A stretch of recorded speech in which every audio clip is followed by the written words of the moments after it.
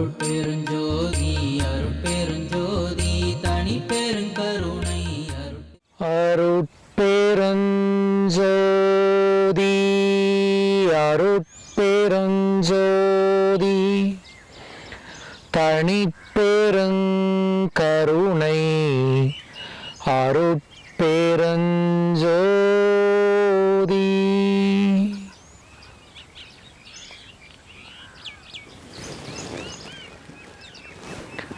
ஆன்மநேய சகோதர சகோதரிகள் அனைவருக்கும் வந்தனம். இந்த உலகத்திலேயே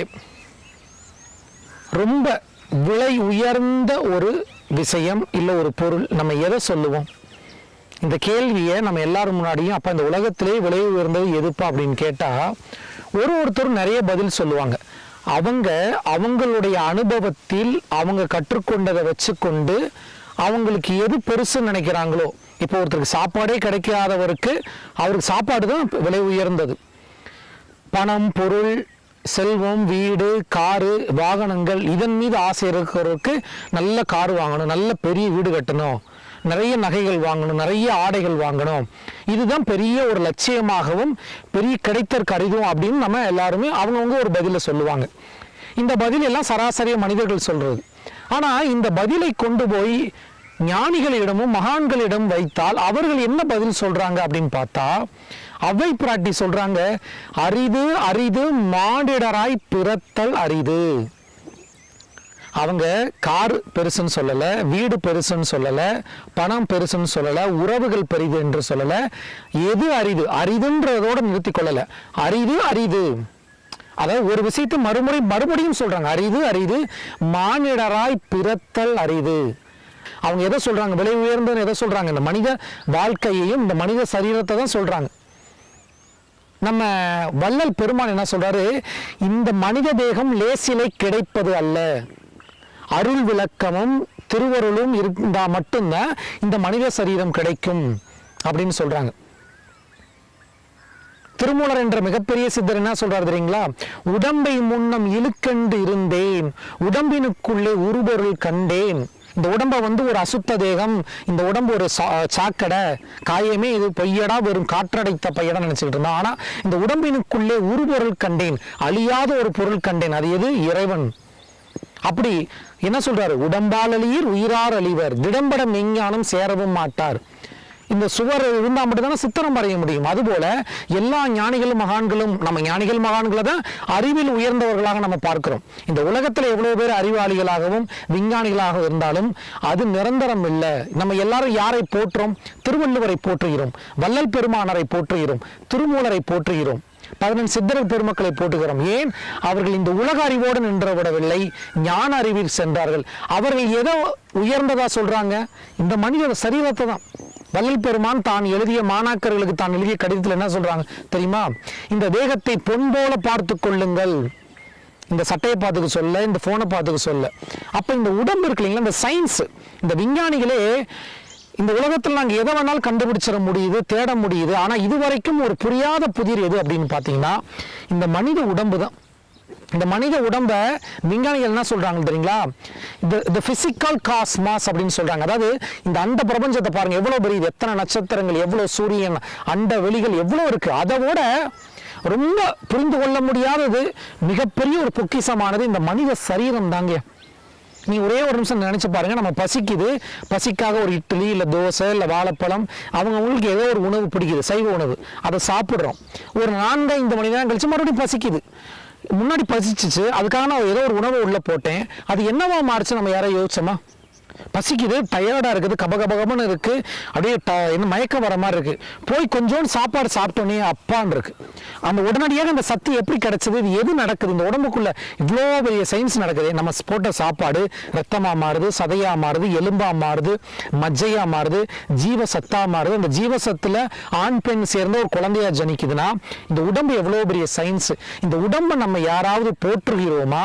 இந்த உடம்பை நம்ம யாராவது கவனிக்கிறோமா அப்படின்னா இல்லை என்பதுதான் இன்றைய பதில். காரணம், எங்களுக்கு நிறைய வேலைங்க, குடும்பத்தை பார்க்கணும், பிள்ளைகளை பார்க்கணும், கணவனை பார்க்கணும், மனைவியை பார்க்கணும், நான் பிஸ்னஸ்ல பெரிய ஆள் ஆகணும்.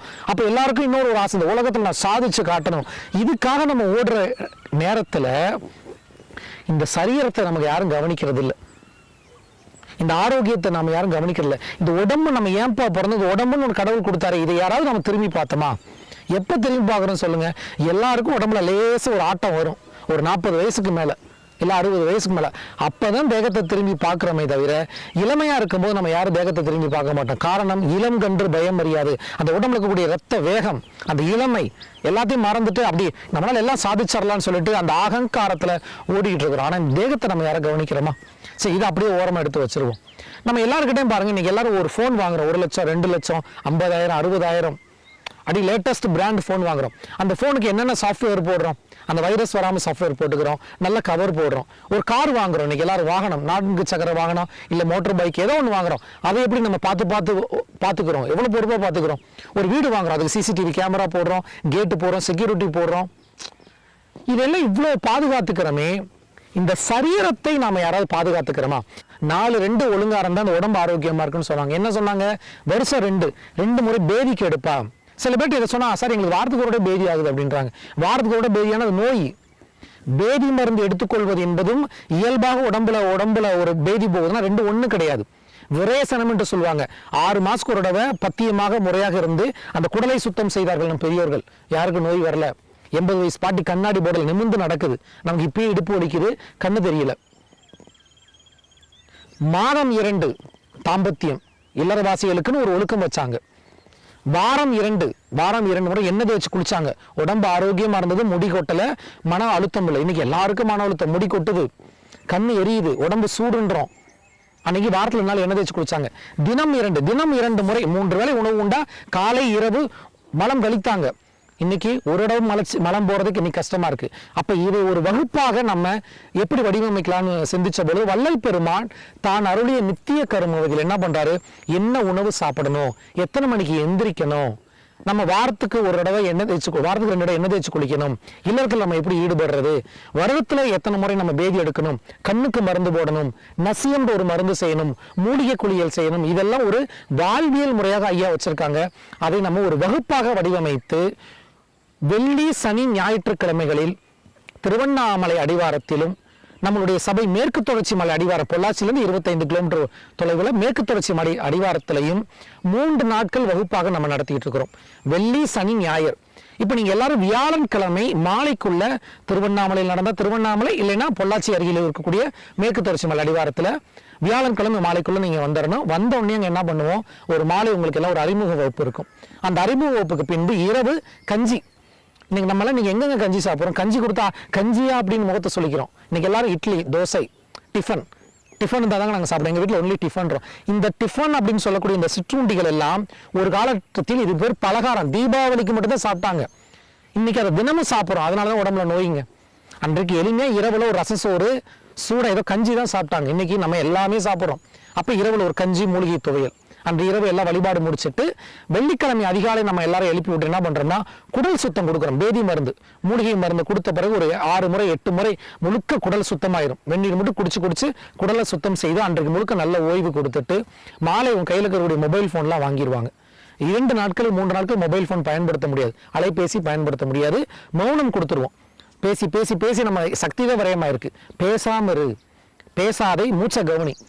அப்போ நம்ம என்ன பண்ணுறோம், ஃபோன் வாங்கிட்டு அவங்களுக்கு 2 வேளை, ஒரு நாளைக்கு 2 வேளை யோக பயிற்சி, தினமும் காலை மாலை வழிபாடு, திருவருட்ப பாராயணம், ஜோதி தியானம், அடுத்து வள்ளல் பெருமான் கூறிய உணவு நெறிமுறைகள், வாழ்வியல் நெறிமுறைகள், அடுத்தபடியாக அவங்களுக்கு கண்ணுக்கு மூலிகை மருந்து, நசியம் சொல்லி மூக்குக்கு மூலிகை மருந்து, மூலிகை குளியல், பஞ்சகற்ப குளியல்னு சொல்லி மூலிகை குளியல், இது எல்லாத்தையுமே 3 நாள் பத்திய உணவு, தங்க இடம் எல்லாம் கொடுத்து மிகவும் குறைந்த ஒரு கட்டணத்தில் உங்களுக்கு புத்தகம் எல்லாமே கொடுத்துரும். புத்தகம், வகுப்புகள், மூலிகை மருந்து, வைத்தியம், அடுத்தபடியா தங்கும் இடம், உணவு எல்லாம் கொடுத்து இந்த 3 நாள் வகுப்பு பயன்படுத்துறோம். இந்த வகுப்பு எதுக்கு அப்படின்னா, எப்படி வாகனத்தை கொண்டு போய் ஒரு சர்வீஸ் சென்டர்ல விடுற மாதிரி நம்ம எல்லாரும் வருஷத்துல ஒரு 2 முறை இந்த வகுப்பை செஞ்சுட்டோம்னா உடம்பு சுத்தமா இருக்குங்க. வீடு சுத்தமா இருக்கு, காரு சுத்தமா இருக்கு, உடம்பு சுத்தமா இருக்கா? உடம்பு சுத்தமா வச்சுக்கிட்டீங்கன்னா அதுக்கப்புறம் இந்த உடம்புனா என்ன, இந்த உயிர்னா என்ன, ஆன்மானா என்னன்னு தெரிந்து கொண்டு உடம்பை மட்டும் சுத்தம் செய்யாம மனதையும் சுத்தம் செய்து அந்த வாழ்வியல் முறையையும் குருமார்கள் வள்ளல் பெருமான் சொல்ல அந்த வாழ்வியல் முறையும் கற்றுக் கொடுத்து அனுப்புறோம். ஏன் சைவ உணவு மட்டும் உள்ளணும், நம்ம ஏன் டெய்லி உடற்பயிற்சி செய்யணும், ஏன் வழிபாடு செய்யணும், இந்த மனித சரீரம்னா என்ன, ஏன் இன்ப துன்பம் வருது, இந்த மாதிரி ஒரு மனிதனை தெளிவுபடுத்தி அனுப்பும் பொழுது ஆனந்தமாக பேரின்பமாக வாழ்வதற்கான ஒரு திறவுகோல் தான் இந்த பஞ்சசுத்தி குறியா என்ற இந்த 3 நாள் வகுப்பு. அனைவரும் தயவு செய்து இந்த வகுப்பில் கலந்து கொள்ளுங்கள். அற்புதமான விஷயம். நீங்கள் யாருக்காவது உங்கள் தெரிஞ்ச நண்பர்களுக்கு ஏதாவது நீங்கள் பர்த்டே கிஃப்ட் கொடுக்கணும், அவங்களுக்கு ஏதாவது நீங்கள் ரெக்கமெண்ட் பண்ண நினச்சிங்கன்னா தயவு செய்து இந்த வகுப்புக்கு அனுப்பிச்சு வைங்க. முதல் நீங்கள் வாங்க, நீங்கள் அதை அனுபவிங்க. இல்லை நீங்கள் ஏற்கனவே கலந்துருக்கீங்கன்னா உங்கள் நண்பர்கள்லாம் அனுப்பி வைங்க. ஏன்னா இந்த ஒரு பேபி மருந்து எடுத்துக்கிறதுன்ற அறிவு இன்னைக்கு ஞானம் இல்லை.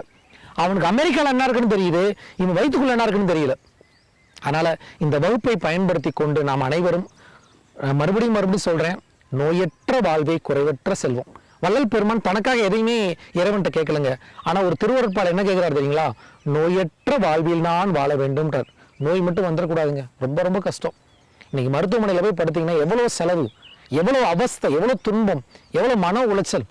அதனால் தயவு செய்து முடிந்தவரை இயன்றவரை நோயற்ற வாழ்வில் ஆரோக்கியமான வாழ்றதுக்கான ஒரு வாழ்வியல் பயிற்சி முகாம் தான் இந்த பயிற்சி முகாம். இந்த பயிற்சி முகாமில் எப்படி கலந்துக்கிறதுக்கான நம்பர் நம்ம கீழே கொடுக்குறோம். அந்த எண்ணில் தொடர்பு கொண்டு சமீபத்தில் அடுத்தடுத்து எந்த வகுப்புகள் வருதுன்றதை தெரிந்து கொண்டு அந்த வகுப்பில் நீங்கள் உங்களை பதிவு செய்து கொள்ளுங்கள். 3 நாட்கள் ஆரோக்கியத்திற்கான நேரத்தையும் பொருளையும் செலவிடுங்கள் என்று கூறி இந்த சத் சங்கத்தை நிறைவு செய்கிறேன். எல்லா உயிர்களும் இன்புற்று வாழ்க, வள்ளல் மலரடி வாழ்க வாழ்க. திருவருட்பிரகாச வள்ளல் பெருமானார் தெய்வ திருவடிகளே சரணம் சரணம். குருவே சரணம், குருவே துணை. அருளே சரணம், அருளே துணை. அனைவருக்கும் நன்றி.